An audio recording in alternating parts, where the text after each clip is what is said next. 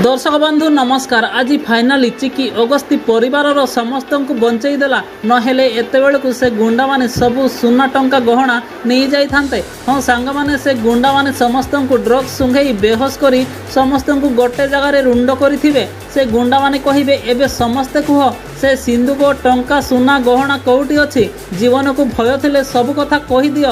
मु एबे 3 जाए गणिबी ताठू अधिका मु गणी पारिबिनी। सीधा समस्त मुंडरे गुली फुटेई देबी। एबे अगस्ती परिवार पूरा विपद रे अछि। हेले जेजेमा बहुत विकल हेई कहिबे हे देवी माँ को गोटे देवदूत को पठेई मो परिवार को बंचई दियो नहेले मो परिवार पूरा भासी जिवे। ठीक एई समय रे चिकी हाथ रे गोटे गन धरिकी आसी जिवो आउ से गुंडा हाथ को गुली करदेव एवं गुंडा गंडी तले खसीज।